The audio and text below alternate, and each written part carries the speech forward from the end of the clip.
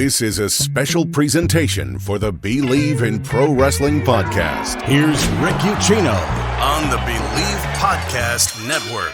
Hey there, guys. Rick Ucchino here, SB Nation, Bleav Podcast Network. Big show coming up this weekend. It is NXT Deadline. My guest at this time has a first ever huge type of matchup inside the Iron Survivor this weekend. He is a two-time North American champion. He is the A-champ. He is the man who don't miss.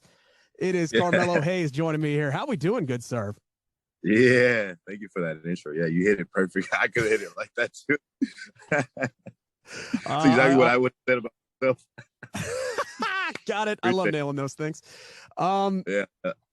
We'll get into Deadline here. We'll get into the Iron Survivor because I do want to pick your brain on that. But I kind of want to start, with your mindset here, right? Because anybody who has watched you perform knew from day one, promo one, match one, not only how good you are, right? But how much you know how good that you are. Is there a time in your career that you can kind of pinpoint as the moment that you realized, yeah, okay, I've got a chance to do some really special things in this industry? I think when I got signed. When I got signed, it was like I knew I couldn't fail. And I think that the thing that's got me the furthest in, WWE is believing in myself, because I believe when you believe in yourself, they believe in you.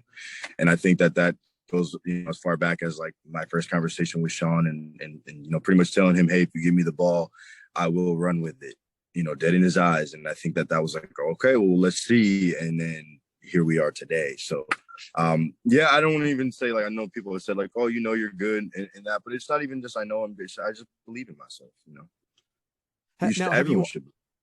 I was gonna say, have you always been a confident person? Now, I'll get deep here with you. I have struggled with self-confidence throughout my entire life, right? And so, have you always been that kind of confident person? And where did that come from? So I don't know if you ever heard this quote, but it's pretty much saying like, confidence is when you make promises to yourself that you keep. So essentially, like you don't let yourself down. So it's like, for example, like I promised myself that I'm trying to keep it like simple. Like I promised myself that I'm gonna go out today and I'm gonna go to the grocery store. I'm gonna go to the gym. I'm gonna go to the mall and then I'm gonna go take a walk. And you do all of those things, and you said you were gonna do them, and it's like I did that. So the confidence, I think, for me personally, just comes from backing it up and doing what I say I'm gonna do. Essentially, that's it. All right. Well, a big chance for you this weekend. You're taking part in a first ever match in WWE. That does not happen often. So, what's kind of the mindset for you heading into this match? Is there any extra kind of added pressure to make sure you always deliver, right? But like, is there any extra added pressure in the fact that, this is a first time match? You want to try to kind of make this one memorable so this thing sticks around? Yeah, I don't want to say pressure. I know there's expectations. Sure. So I think that more or less I just want to exceed those expectations. I don't just want to, live up to them. I want to exceed them. And then we will. Like, there's no doubt in my mind that we won't. I know a lot of people are confused as to what the rules are, and it's because it's new and it's different. Yeah. A lot of people are like, oh, man, how are they going to pull it off? But, like, the talent in this match is crazy. You got JD McDonough, myself, Grayson Waller, Axiom, Joe Gacy, all real solid in-ring competitors. Guys like JD McDonough and Axiom competed over in NXT UK and had great, runs over there. So you got just incredible in-ring talent. So that alone, we're going to set the bar. But yeah, going into it, man, I have a strategy. I'm not going to share it on here, but I do have a strategy that I think is going to work out for me. Yeah, I mean, well, and maybe that you can expound on this then, because I'm looking at this. This is an interesting matchup to me because it's 25 minutes.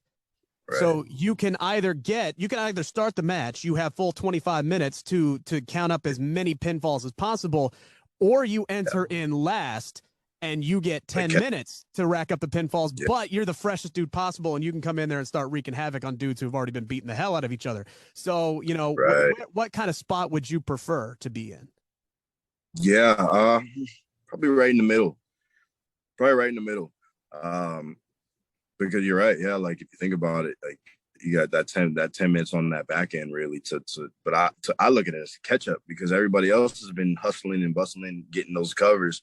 And, if you're 4 up and you got nothing, good luck. You know what I mean? Yeah. So then again, you're first and you're getting your butt whooped that whole day. I mean, that whole night, it's like, it might be a long night too. So, all of this is gonna, it's out of my control. So I'm just looking at it like, hey, when they call me in, I'm just gonna do what I do. Yeah, it's an interesting concept for sure. Yeah, like you said, people are confused about it, but once they see it in action, I think people will. Yeah, they'll hop on board with it. And the stakes honestly couldn't be much higher for this match. A shot at the NXT Championship. Now that is guaranteed, but also the potential of a one-on-one match with Bron Breakker. Now, since you guys both broke out into the scene in NXT 2.0, you guys have been kind of linked with one another. You ask people who the top breakout stars is, whether it's your name first or his name first, you guys are always mentioned as the top 2 guys. When you guys do eventually meet one-on-one, because that match has got to happen at some point, do you get the sense that this might be the start of like a really, really great rivalry, right? You think of like Brady, Manning type situation, or I guess more nowadays, Burrow and Mahomes, right? Like, do you get the sense that might be the start of something here with the way you guys have been linked with one another? Yeah, and it's wild because when on the very first day here that we signed, Bron and I were very cool. We were very, very like tight, like early on before we were even both on TV, and we didn't know we were gonna, our paths were gonna be so similar or whatever, and it was just so ironic that him and I were so close early on. Obviously, things. I win the title and he wins the title and I'm the A champion, but he's the A champion. And so, it got a little bit like, but it will come back around. And that's the match that I want. If anyone's going to be Bron Breakker, I think I'm the one to do it. I respect Apollo. I know he's Apollo against Bron Breakker on Saturday at Deadline. Best of luck to you, but, I don't know. Bron's a great champion and he's been, very impactful in NXT 2.0 and in NXT, so I think I'm the one to do it. I think the last time you guys, at least on television anyway, were in the same match together, I think it was War Games last year. What'd you think about War Games being moved to Survivor Series this year? It was cool. I thought it was really cool. I wish we could have did it in front of more people just because we killed ourselves. I thought it was cool. And it was in my hometown too, man. So I was like, man, I wish I could have been there. But I'll get another opportunity at it again. It's not a match that you really want to be in, but I got to do it once. But if we got to do it again, I will in front of more people. Yeah, I was going to say it kind of made that transition onto the quote unquote main roster. And speaking of things that move to the main roster, it seems like any time that there is any kind of surprise element these days on Raw or SmackDown, everybody wants to point at old Carmelo Hayes over there, and it seems like this is something you like to have a lot of fun with. Sometimes, yeah. Sometimes I play along. Sometimes I do, like with the hit row thing and stuff. I mean, I don't know. It's cool like that people really do see me in that regard a lot, and that people are anticipating me and expecting me, and that means a lot to me, for real. It really does. But I just, I'm focused on what I'm doing here in NXT right now. I mean, but then again, who knows, man? Like, this is WWE. They could call me, tomorrow for whatever. So it could be me. But as far as like personally, right now, it's just like I'm just so focused on what I need to be doing in NXT that I try not to entertain those ideas too much. But is it kind of hard to put that out of the mindset? You did work a match on Main Event recently, right? So obviously there's going to be the kind of speculation. They're looking at you at some point.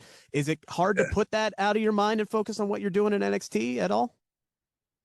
There was a period where I was kind of like, well, after I lost the title, it was like, oh, okay, so like this must mean I'm, you know what I mean, to myself, because nobody has said anything. But I'm like, oh yeah, like maybe this is it. But like I actually even reassured Sean. I said, hey, I just want you to know, like, my head and my heart and everything is here in NXT. Because every day, like you said, man, like Melo to the main Raw, you know what I mean? Everyone wants it, and I wanted to. But, there's things I want to accomplish here. We talked about the match with Bron Breakker. You know what I mean? Like, I don't think I would feel okay if I went to the main roster and I didn't get to compete for that NXT title. So there's a lot of those type of things. Like, let me have that moment before I, say bye to NXT. I think it's no secret that there was a bit of a disconnect between, again, the main roster and NXT in the past. Two different heads of creative kind of running those brands, but now with Triple H kind of running everything, it definitely seems like the two worlds are more cohesive and woven together. Has the transition with the change of creative lately, has there been kind of major differences for you personally? No, because like Sean has always been pretty much NXT was its own island. I mean, obviously they probably had, people, to answer to, whoever. But I think Hunter and Sean are so close that it's really like a collab, like you said, like a cohesiveness in a way, where there's no fastballs going to be pulled on anybody. It's not like he's not just going to say, hey, we want Melo tomorrow or like now. And Sean can, you know what I mean? I'm sure they can collab and be like, hey, well, like, what if we get him in? You know what I mean? I'm sure it's something like that. But no. Yeah. Hey, we just made Keith Lee a double champion, and he's on Raw, like SmackDown, like a month later. Yeah, that kind of situation. Man, yeah, pretty much. Wanted to ask you real quick, final question here, because I do appreciate your time, but I know you've had a busy day. One person who has been in the news a lot lately is somebody who used to be in NXT. Do Bleav you guys were there at the same time. Now reports are sometime next year he's going to be back with WWE, possibly with NXT. What would, getting to work with William Regal once again mean for you? Yeah, I learned a lot from Regal. I learned a lot. He was actually a pivotal person to get me into WWE. He was one of the guys that vouched for me to get to WWE because you know how he was. He had an eye on the indies in a lot of ways, and he could, spot talent. So if it's true, if he is really coming back, I'm super excited, and we'd love to have him back here. I think a lot of the newer people here will benefit from having him here because he's a wealth of knowledge. That guy knows so much, and he's so freaking passionate about this, and he will help you if you want help. He will help you, and he will go above and beyond to help you. So, I hope he does end up coming back. That'd be awesome. All right, good stuff. We're looking forward to NXT Deadline this weekend, the Iron Survivor Challenge. Good luck. Yep. I hope you get that match with Bron. And, when you come up to the main roster, finally everybody will be ecstatic and happy, and we can end all the speculation nonsense on social media. Okay. No, Rick, thank you so much, man. I appreciate you.